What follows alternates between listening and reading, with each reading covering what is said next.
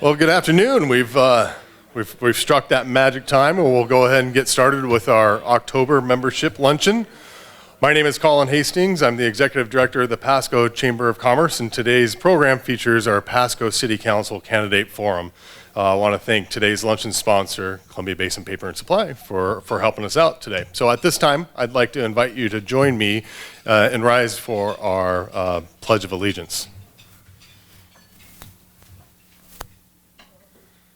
I pledge allegiance to the flag of the United States of America and to the republic for which it stands, one nation, under God, indivisible, with liberty and justice for all.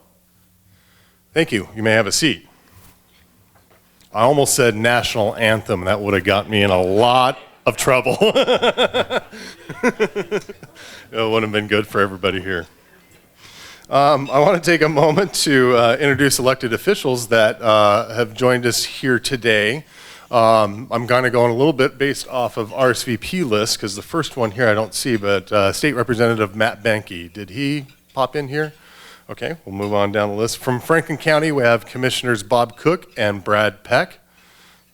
Let's give them a round of applause. Franklin County Clerk Michael Killian. Right here. And joining him at his table is Franklin County Prosecutor Sean Sant. Mayor Matt Watkins is here. And from other Pasco City Council members as well, we have Craig Maloney, Saul Martinez, and Dave Milne. I'm looking to see if there's another council member that might have snuck in on me. I don't see anybody raising their hands. Okay, good. From the Port of Pasco, we have Commissioner Jim Klindworth. Right over there. And from Franklin PUD Commissioners, Bill Gordon and Stu Nelson. Well, I hope I covered everybody. Thank you so much for attending today. Also want to take a moment just to introduce, we have quite a few past presidents here that of the Pasco Chamber of Commerce that have joined us, so I'm just going to read their names and we'll recognize them afterwards. I saw Ryan Brault and Spence Jelack. I won't say what years people were president. John Schultz, Janice Hastings, Tara Wiswall, Derek Brownson, Dennis Giese, Kevin Williams. Also want to acknowledge Elaine Banks. Her husband Dick was a Pasco Chamber president, and then Ed Ray as well too, the Godfather. So let's give them all a round of applause.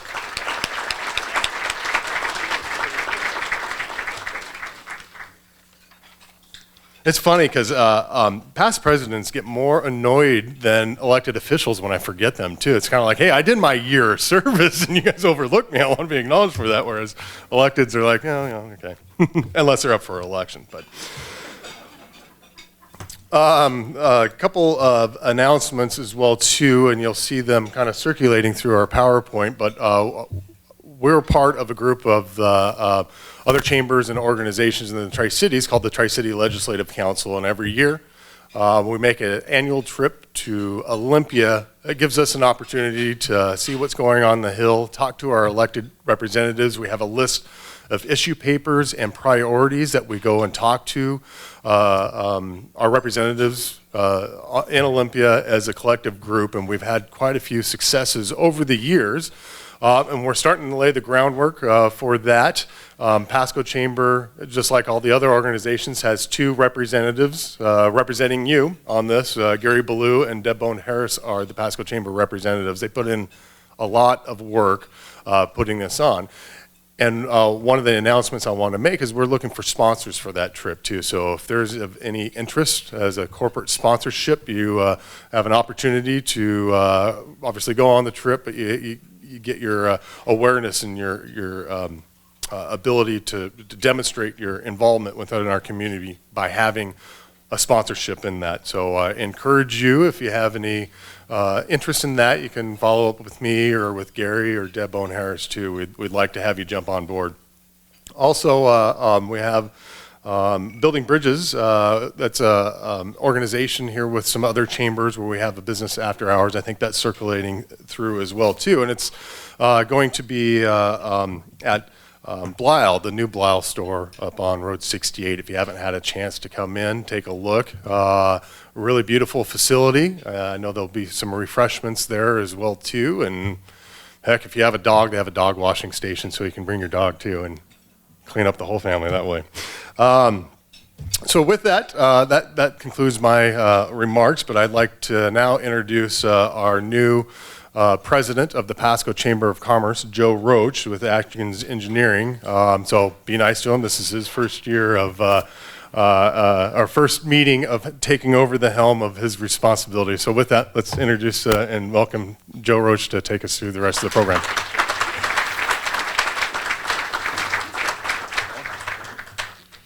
Welcome everybody to October Chamber Luncheon. First, I'd like to take a moment to introduce a new chamber member, Rusty Morris. And Rusty's a retired forensic pathologist.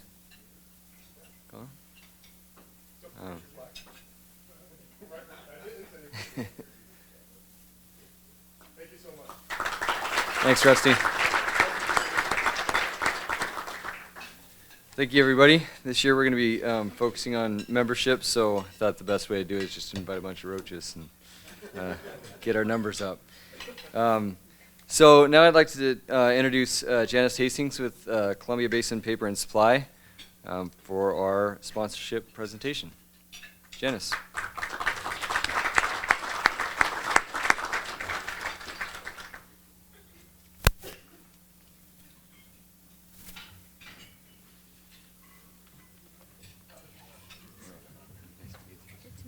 Congratulations.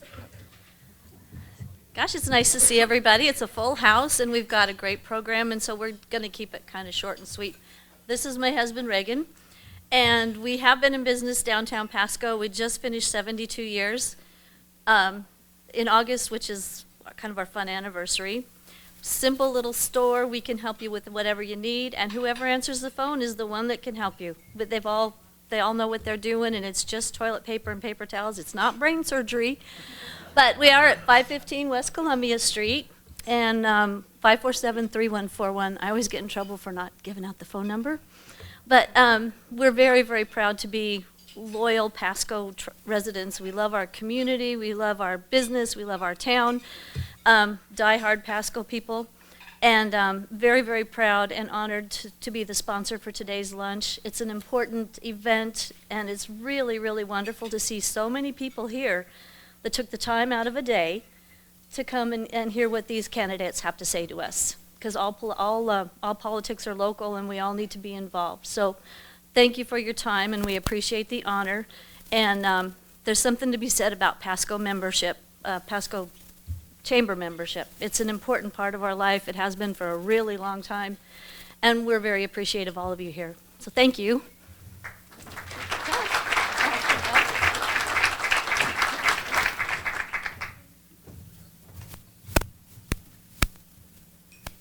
Thanks, Janice, and the Pasco Chamber of Commerce appreciates all the support over the years.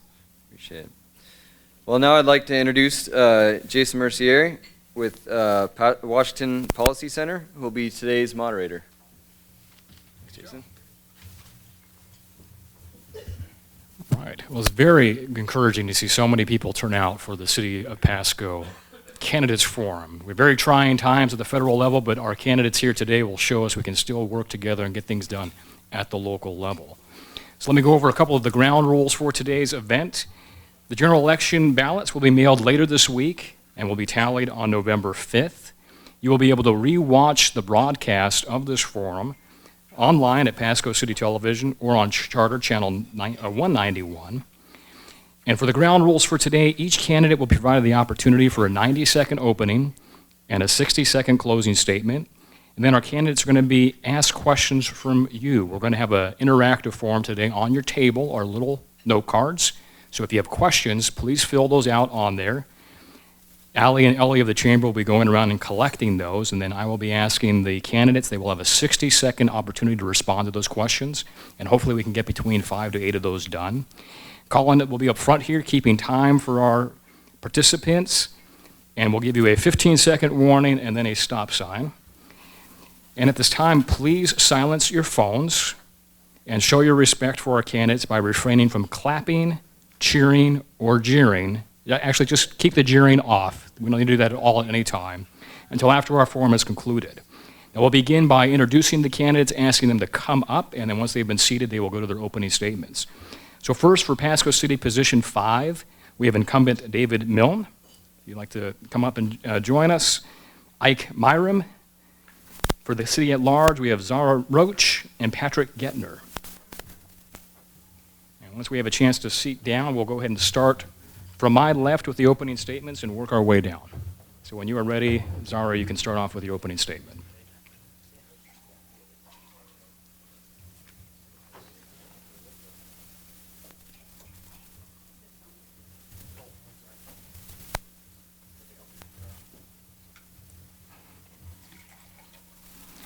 And while we're getting set, don't forget to write down your questions, and the Ollie and Ellie will come collect them.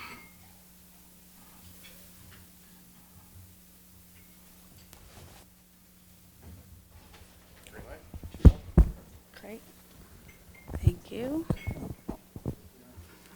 And I'm ready to go? Yeah? Okay.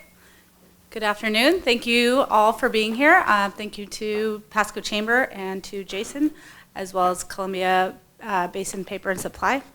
My name is Zara Roach, and I'm running for position 7 on the Pasco City Council.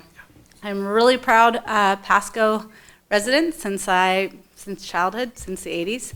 I have had the unique privilege of seeing our community grow from a rural community, 20,000-ish population back then, where you couldn't escape running into somebody that you knew at the grocery store, to what we have now, 75,000 plus population, and we look more suburban than we do rural.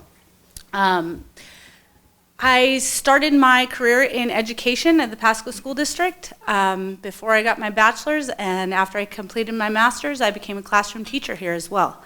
I taught with at-risk youth at New Horizons and then on to Pasco High. My time and availability opened up at that moment in my life, and I started volunteering in the community, not just in Pasco, but in the greater Tri-Cities. I was a youth advisor. I have been a WSU Master Gardener. And one thing that I think is the most significant volunteer effort is here in the city of Pasco as a Pasco Planning Commissioner. I have been on that commission for 8 years, learning about the development of our city, and I am proud to say that I have built a lot of professional relationships with people that are local elected, and have also garnered the endorsement of our mayor, Matt Watkins. Thank you. So we'll go ahead and go to our second position here. When Patrick arrives, we'll let him do an opening statement. So if you would like to, David, go ahead. Hi there, I'm David Milne, and I'm your Pasco City Councilman for the past 2 years. I appreciate everybody showing up here. Now, most of the people in this room already know me, so because I've been a regular attender here at the Pasco and Hispanic Chamber lunches. So I just want to start off by saying I'm a strong believer in hard work and service above self.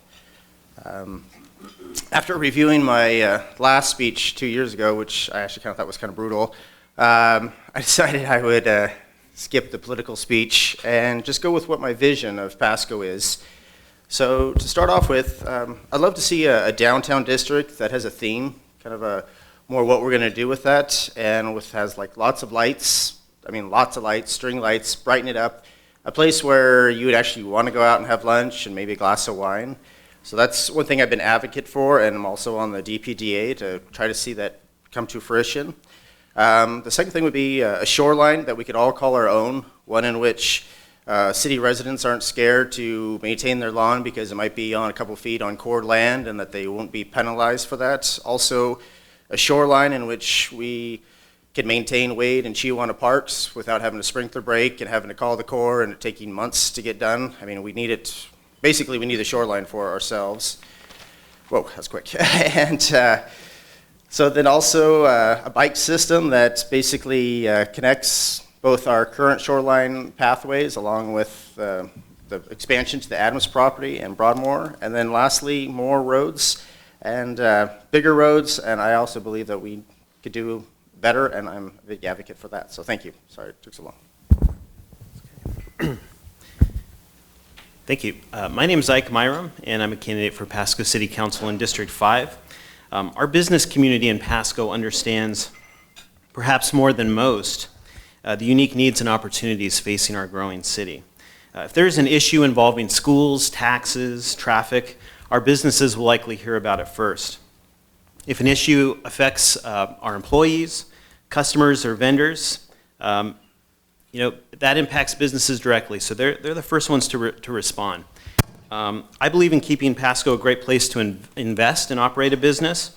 We should keep taxes low and avoid burdensome regulations, streamlining approval processes, and also keeping on top of our key infrastructure improvements, while also strengthening bonds to regional entities like the Port of Pasco. My campaign has proposed a reduced business license fee for first-time entrepreneurs. I'm interested in any effort to increase business creation, improve retention, and spark innovation, even at local government.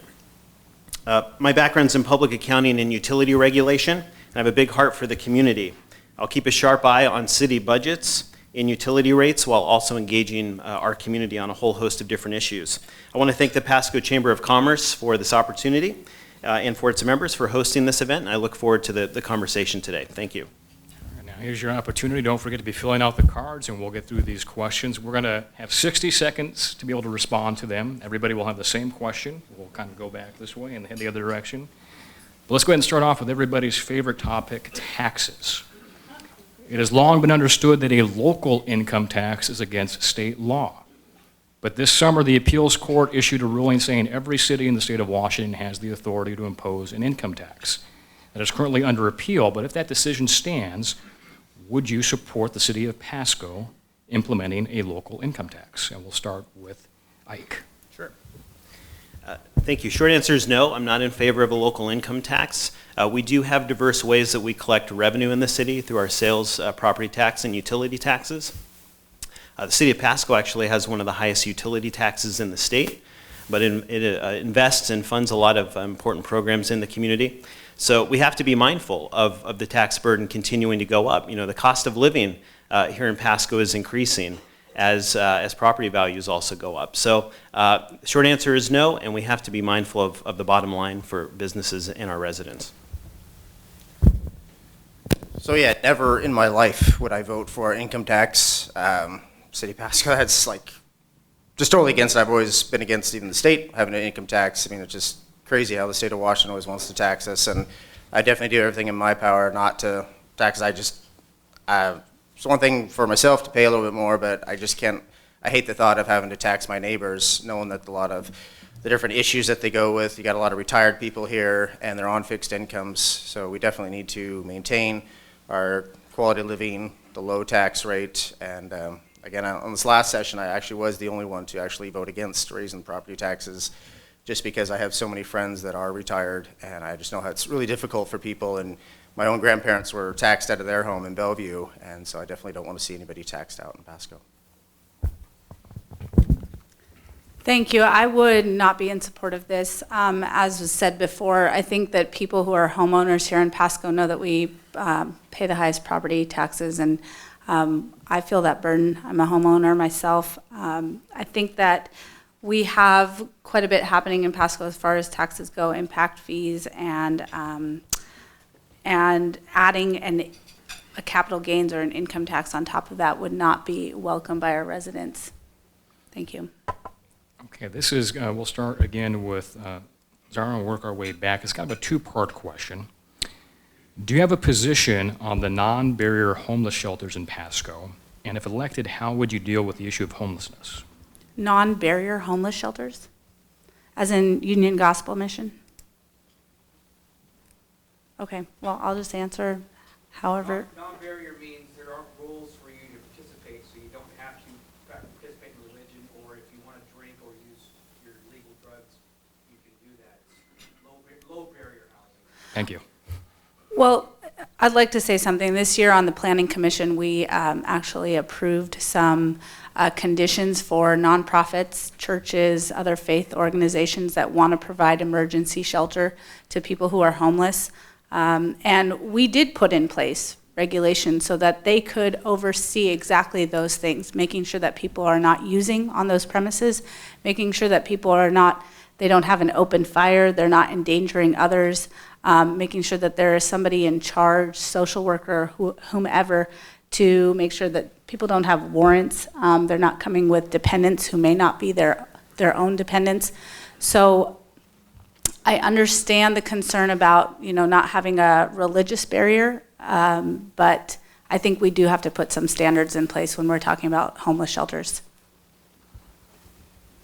Do you need to repeat it? Yeah, repeat the second part at least. And the second part, so the first part is how, do you have a position on the non-barrier homeless shelters? And if elected, how would you deal with the issue of homelessness? So again, this is a big topic. I know it seems in the last couple of years we've had more homeless people coming into the downtown. I work in the downtown, so I could definitely say I've seen a lot of this. We've actually had some problems here the last couple of months, people camping out on my warehouse area. So I'm very concerned about this. I even spent some time this summer going to Beacon Hill in Seattle, seeing how a nonprofit, an independent person did a low-income housing. As far as to answer the question, though, I'm supportive, but I definitely don't want things in the downtown that would kill business, because, here we're trying to revitalize the market, we're trying to revitalize the downtown. So I'm definitely against things being put in the downtown. I know, like, the Catholic Charities is going out in East Pasco further from the downtown. So I'm definitely concerned. It's definitely a big issue, and I also want to work with Pasco PD wherever I can to make sure that our city streets are safe and that people will come to the downtown. So it's definitely a huge concern and something I'll be tackling next when I'm reelected. Thanks. Great question. I do support having standards in place for first steps into shelter type accommodations. The City Council recently considered, and actually the Planning Commission recommended having standards in place for primarily churches, having emergency shelters on their facilities. So it is important to have standards in place. I think in terms of homelessness in our region, it's important to understand that this is not a Pasco-centric issue. The drivers of homelessness, be they addiction, be they mental health, those are regional issues that impact all of us. The drivers of those exist in all four corners of the Tri-City. So we have to work across those jurisdictional lines, let the agencies lead the way. We have to have a comprehensive approach to take people from homelessness to housing. Okay, so Ike, we'll go ahead and start this one with you. When can Pasco get a waterfront, including restaurants, hotels, housing, and recreation?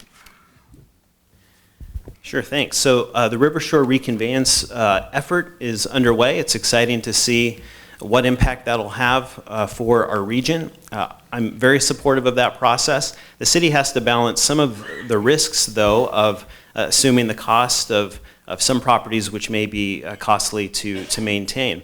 But there's a lot of plus sides to that.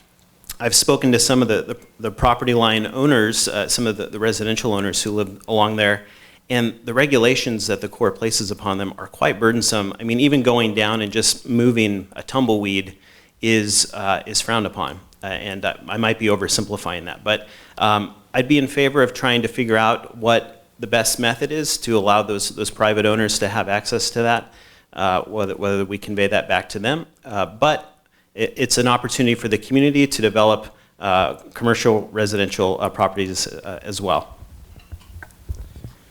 Yeah, so this is another issue that I've been very adamant about and very supportive of. I was actually the only council member that attended all the meetings in the Tri-Cities, every single one in all cities. I also went down and talked to every neighbor on my district about the shoreline, about the city of Pasco initially not putting us in the initiative they just wanted Wade and Chihuahua Park. So I actually talked to everybody and said, hey, we need to be in there too so we can maintain our park, our riverfront. So again, I'm definitely for local ownership. I'd love to see some, as far as restaurants, more like down where the cable bridge is. I know we've talked about international market in that area. So 100% for River Shore reconveyance. Definitely agree with everything that Ike has talked about. And again, it's something that I've made a big issue in my both personal and political life. So, actually, can you repeat that question for me? When can Pasco get a waterfront, including restaurants, hotels, housing, and recreation? I don't know what the exact timeline will be. I can't tell you that. That's dependent on Army Corps of Engineers. That's dependent on the effort that the Pasco Chamber, regional chambers have been putting forth, and I want to commend them for it. It's really exciting to be able to have local control of those areas.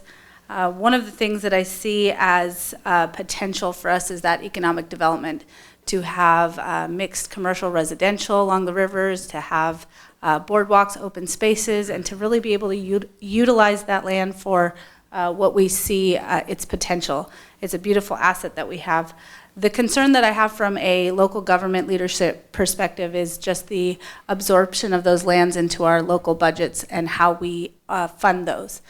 They have the potential to be overburdensome for us. And the other thing is that, we've heard people in these public outreach saying that there are flood zones that we have to be mindful of, especially if we put in millions of dollars into River Shore, and then we have a flood that damages property owners and business owners' land. So we really need to be responsible about how we handle that. Thank you. All right, so now it's time for your elevator speech. We'll start right down here. What is the biggest issue facing Pasco today, and what is your plan? The biggest issue facing Pasco, when I go out in the community, this year I've knocked on about 3,100 doors. And so what I hear over and over, the common thread from people that live in Pasco who are homeowners and business owners, is that we don't want to be a bedroom community to Kennewick, to Richland, to West Richland. We want to be able to keep up with that pace of business and commercial growth. And I completely, wholeheartedly agree with them. I think that that is the way that we take the burden off of our property taxes, is to really encourage commercial growth. And one of the other things that I think Pasco struggles with, it goes back to that original question that was asked about an income tax, is that for people who are building here, people who are growing their business here, our permit fees are the most expensive in the Tri-Cities. And so that's a barrier to entry for us. So we have no issues with our population growing. That's growing. That's coming whether we like it or not. We have to keep pace in the commercial sector and keep that balanced. Thank you. Yeah, that's a great question. I know there's some smaller issues like the homelessness that I've been very concerned about lately, but I would say actually the number one concern I would have would be just how the road system is. I've always been an advocate for larger roads to get through arterials. I know even doing police ride-along, sometimes you get behind somebody, you need to get around them, so I've been more of an advocate for having 4 lanes, especially on our main arterials, whether it's Chapel Hill, some other areas, and then of course, well-planned growth. I mean, this is what we really need. I know 68 didn't turn out the way I know this previous city council had wanted, but I do believe our city council currently, the way it's set up and the different assets the council has, that we could do a good job on Road 100. I know myself and even Craig has been working hard to make sure that we get it done correctly, and so I'm looking forward to the expansion on the Broadmoor expansion, and hopefully it'll be something that you guys will be proud of come 5-6 years when it's in its way. Great. I would echo those concerns that growth is our biggest challenge. I grew up in a little town where we were excited about new growth and change because it didn't happen that often. And we anticipate by the year 2040 an additional 50,000 people living in Pasco. And so that growth is going to occur whether or not we plan. So it's important to have balanced commercial growth around the city. I think that does alleviate the tax burden primarily for our residential owners. And it addresses issues like traffic, so that, if you could go and meet someone for coffee or go to an office within a short distance of your home, you wouldn't have to go up Road 68 as often. So balancing that out and putting infrastructure in the ground to be able to support that. That's a big issue in District 5 and some of the areas around Pasco. We just don't have the infrastructure to support denser development. Okay, so back to our favorite topic of taxes, and we'll go back to Ike. With growing demands for services and infrastructure, how should the city increase revenues if it's necessary? Well, up until now, it's been happening mostly organically. As the city's grown, we've benefited from our construction boom, and a lot of the property tax revenues have come from that new construction. So right now, we're really riding a growth wave. I can't point to any specific, tax that I would say needs to be changed. Certainly would not be a proponent of raising any of the taxes we currently have. But a lot of it's been through our growth. One of the issues that I pointed out, we have one of the highest utility tax rates in the state. It's about 8.5%. And I think that might be an issue for some of our larger industrial customers down the road. Over in Yakima and some of the other jurisdictions, they pay as little as 2% for some of our high volume, some of the high volume customers. So looking at our competitiveness and seeing if there are any changes that need to be made could be a benefit. So the best way to increase the tax base is to encourage well-developed growth, and such as the Broadmoor expansion. And the best way would be do whatever we can to get a Costco out in that area. I mean, we have the Broadmoor expansion is the center of the Tri-Cities. And I don't know if any of you guys go to Costco, but it's a madhouse all the friggin' time. And I know we've been talking to them, trying to get them out here, and hopefully the city council and with city staff, we can get that done. I mean, the amount of revenue that a Costco would bring in if it was put out in the Broadmoor area or north of Pasco would be more than like the Harris Farm they talked about, having all the high growth buildings there. That'd be a lot more than just all those apartment complexes or whatever's developed there. So I mean, we have an opportunity to not have to raise property taxes, not have to do things, but we need industrial, we need more restaurants. This is the kind of growth that we need, and I believe I'm definitely have the vision for that. Thank you. So it goes back to what I've been talking about before when I say smart growth, and it's that focus on business, on commercial, on industrial. Housing, we're going to continue to see that keep going up, and property taxes are not what we need to rely on as a city.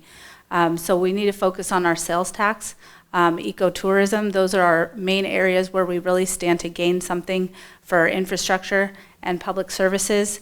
And I think that, whatever we can do as a city to be more amenable to business, whether that's local, small business owners, all the way to big box and everything in between, that's our best bet. Great. Okay, so Zara, back to you. How do you think the traffic photo enforced cameras have worked? Oh, I was hoping you would ask this question. I'm generally not in favor of anything that is government mass surveillance, but I know that city council is and city staff are in a very difficult position in that we have had, in the study, the 12-hour period of time, there was something like over 155 violations at the corridor of Burden and 68, which is extremely dangerous. And so if, as a city council person, my perspective should be public health and welfare. And so if I were in that position, what would I do? Do I want to put those up all over the city? Absolutely not. Do I want to put them up in areas where there are increased traffic violations and fatalities, near fatalities? Yes, because those are things that affect the residents of this community. I think we have a 3-year contract with them. I'd be interested in knowing in the first year, how does that minimize those violations? Does it minimize the violations? If it does not, then we need to reevaluate and maybe spend our money on a different approach. Well, that was well said. I know this was a huge topic, I know there's people that don't want the cameras. I know I echoed some of the same concerns as Zara did as far as I'm not for government surveillance, but on the other hand, we need to keep areas where the police, basically what Chief Metzger had told us was that if they put a police car there, it would make things even worse because then people would really slow down. But again, the city couldn't afford just to have a police car there 24/7.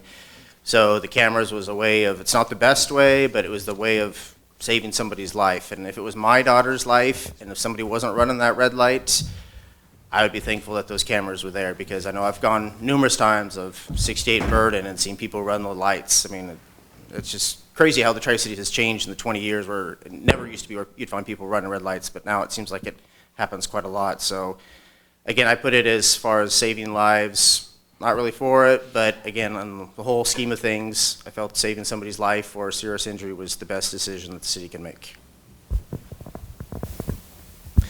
Thanks. So I started off being quite a skeptic of electric cameras. If you look at other cities that have utilized them in the past, they're popular and they work for a while, and then some people view them as a burden, and so they pull them back. So I wasn't a fan at first. I think the real problem with particularly Road 68 and Burden is congestion. I mean, people are running those lights because they're waiting so long. But I certainly understand the safety component. It goes beyond traffic violations to safety. I would be very interested to look at the data. I understand there was something like 800 traffic citations that were written in this last month, and it would be interesting to look at the data and see, you know, how this is working. Is the intersection becoming safer? So I wouldn't pull the rug out from under it, but I'd look pretty critically at the data to see if we need to amend what we're doing. We're going to take a quick break from the question so that Patrick Gentner can give a 60-second opening statement. Is that all, since I was so late? Oh, Patrick, here you go. Well, thank you, Oh, everyone, 90 for your seconds. patience. I'm running for position 7 here in Pasco for the city council there. Being in front of some businessmen, which I admire greatly, I just would like to say that 300 years ago, before the Revolutionary War, we had 4 million people in 13 colonies on our East Coast. These people were engaged in all kinds of business and commerce and trade and agriculture, and they were very prosperous. In fact, they were the most prosperous population on the face of the earth. And that tradition has followed us through now till we have all these modern inventions and gadgets and so forth that make life so much easier for us, everything from a washing machine to cars and whatever, all because of the entrepreneurial spirit that was engendered by this early population here on this continent. I would like to see that continue here. I want to see Pasco become an embryo of innovation, invention, entrepreneurship, and good old American hard work. And that's what I will propose to do, and the position I would fill as your councilman. Thank you. We're doing very good. I think we're going to have time to get 2 more questions in, so we'll go back to you, Ike. How does the city council decision-making affect the availability of affordable housing?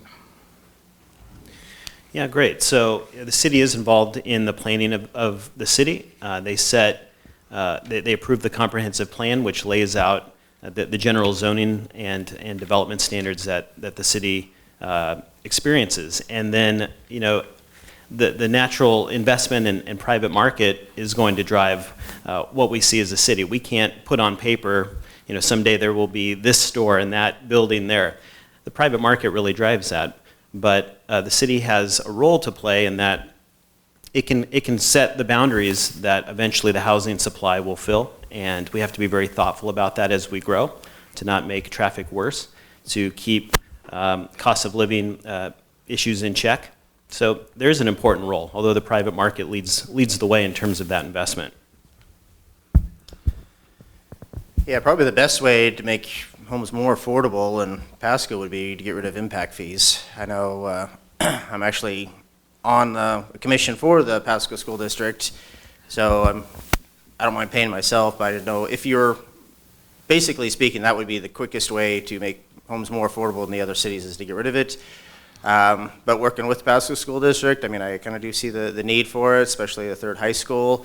So I'm not advocating for it, but let's just be honest, that would be the quickest, easiest way to get it done.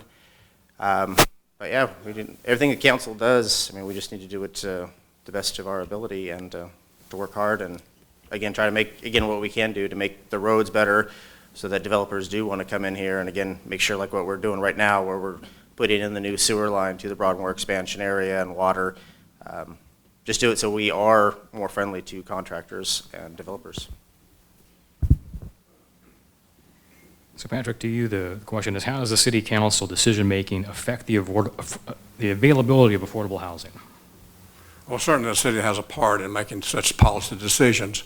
I think there's a mistake by a lot of people that cities are required to have affordable housing to address the homeless problem. That does not equate. The homeless problem does not equate to having affordable housing. There is a lot of effort I know going on already to address the problem across this country and even here in Pasco about affordable housing. I understand that the Road 100 Broadmoor area has affordable housing in its plans.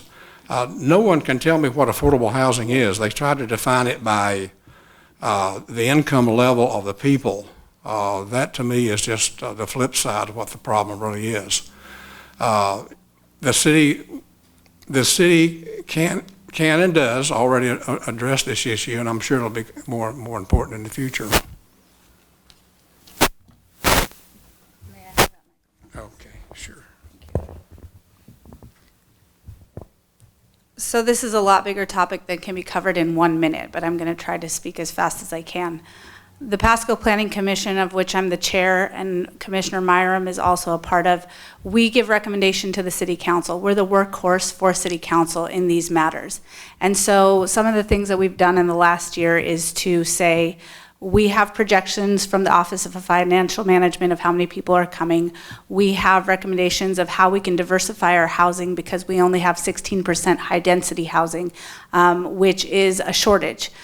We should have about 20%. We have people who go to CBC, college students, young professionals, retirees who need that housing that requires less cost and less maintenance. So that's part of what we do. So taking stock of the housing market, but the other thing that we can do, I think, as a city council is we plan our overall goals, which city council has just done last year with their comprehensive goals, is planning for the future. And they're doing that in looking to expanding the city limits and how do we increase the land that we have within our city limits. Because right now, what we, basic economy is that our supply is a lot higher, our demand is a lot higher, and we don't have enough supply. And the risk that causes is that we create inflation, and that will eventually hurt the homeowner. Thanks. I think we'll try to sneak in one more question before our closing statements. So Zara, back to you. What is your position on the city's involvement with the HAPO Center?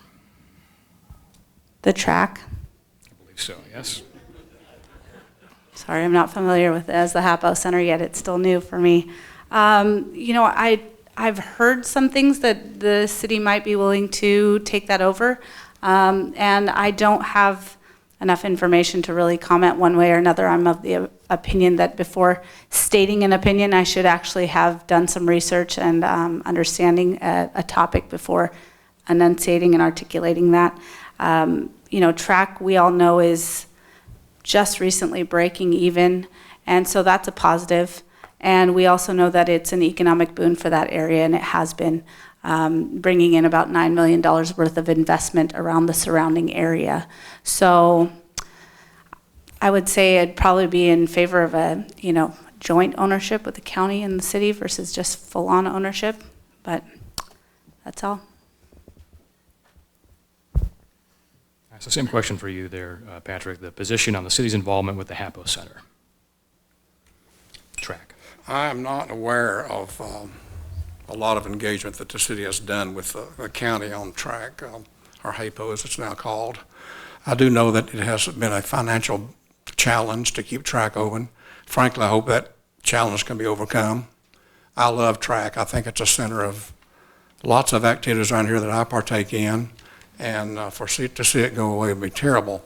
But anyway, the city certainly would have the right as any other possible vendor to go in there and see if they can help become a revenue source or whatever. So that would be an issue that I'd have to look into in more depth. Yeah, thank you. As the council member that actually did attend the rechristening of the track to the HAPO Center, I could say that looking long range, I think it will be a viable. I know, as Zara was saying, that it has broken even. I know I've talked to Brad Peck numerous times about it as far as in previous years where there was losses, but overall it has been a great source. I mean, we've been able to have events there, so I would be in supportive overall, just because in the long term it's something that we do need. I think I lost my train of thought, unfortunately. But yes, I'm supportive of it, and I don't know where I'm going with this, but sorry. Yeah, thanks. I would echo those comments that the Hapo Center is a very important exhibition place in Franklin County. We sorely lack those kinds of facilities this side of the river. So it's an important revenue generator for Pasco. In terms of the city's involvement moving forward, I'm not aware of any specific plans. We'd have to really look closely to see if there's any opportunity there, but that's also a really big undertaking. So I won't commit to anything until I see on paper what possible plans there might be. But I think we're all in favor of the Hapo Center's continued success. We've successfully gotten through 8 questions, which I think is a record for one of these forums. We're going to go ahead and move to our closing 60-second statements, and we're going to start in the order that we began. So, Sarah, if you'd like to go first. So I also serve on a board. It's called the Children's Developmental Center Board. It serves the children from birth to preschool age in Benton and Franklin counties, and they provide therapies for children who have developmental delays. And one of the things that I know from my career in education, from the volunteer that I've done in the city of Pasco and the greater Tri-Cities, is that service is something that I'm passionate about. It's the reason why I'm sitting here before you asking for your vote and your support for Pasco City Council. I have, served on different boards, and one of the things that we look at when we're, planning our board or we're filling a seat that's empty is that we look at our talent pool. What do we currently have on the board, and what are we missing? And I think for Pasco, with its growth trajectory and what's happening, I think that I have that skill set as a lifelong Pasco resident, as a planning commissioner. I have an understanding of land use, development, and I have professional relationships that I've built, collaborative ones that I want to bring to City Council. Thank you so much. Well, Pasco's almost unique in its very advantageous facilities and resources and opportunities, and that's why my family and I have lived here almost 20 years and raised 3 boys, taking advantage of everything from CBC to Amtrak to whatever, and all the sports and associated. I have a lot of experience professionally in contract work, in engineering and that type of thing. I've worked on many missions, including Star Wars. Anybody remember that? SDI? Back in the 80s under Reagan, I was a part of that. But anyway, this type of experience, I think, is very apropos to the skills that are needed in a city councilman to understand the issues and also to address them and make things happen. We offer, I think, so much opportunity for anybody in the quality of life that we have here, in the environment we have, and all the transportation facilities, the wonderful roadway system we have in here, and we serve very well what's going on, but we can become bigger and better, and I hope to be part of that. The adventure of Pasco is what I want to do. Thank you. I always ask myself, what does it mean to be a councilman? And I believe it's not just reading your packet on Friday and going to council on Monday. It means basically service above self. It means get involved, whether it be Rotary, volunteering. I volunteered to be I was a head coach for Pasco Youth. It means just doing everything you can, taking your lunch break, going talking to people, going after work.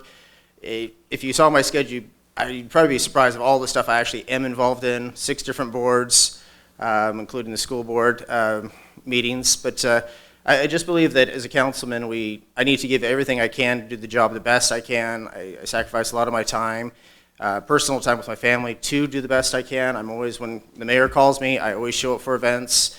We went to Colville together. We were the only 2 that went to Colima together. So again, in closing, I'd like to say that I'm very honored to work with our current city council. They're a great group of individuals. I think we all have certain assets and things. Myself being a small business owner is a different asset that I bring to the table, and I'm very privileged to represent Pasco, and I'd appreciate your vote come November. Thank you. Great. I want to thank the Pasco Chamber and Councilman Milne and candidates for this great conversation. The City Council has limited powers. I mean, we often lack the staff, the budget, and sometimes even the jurisdiction to make persistent problems go away overnight.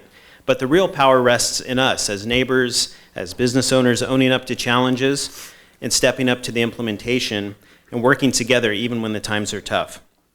If elected to City Council, I'll be your strong voice on matters involving the budget, regulatory issues with utilities. I currently work as a regulatory analyst at Cascade Natural Gas. And I also believe that Pasco is a great place to live, raise a family, and to start a business. Although we come from different backgrounds, we share a common goal, and that is a Pasco that should be safe, healthy, prosperous, and a livable community for all. And I want to thank each of you for all that you contribute to the community. It's really an honor to share and receive your questions. And again, my name is Ike Myram, running in District 5. Thank you. Very well done. This time I'd like to ask the Pasco Chamber President Joe to come back up and help conclude this forum. And thank you for being respectful. There will be no jeering, but I think cheering would and clapping would be appropriate.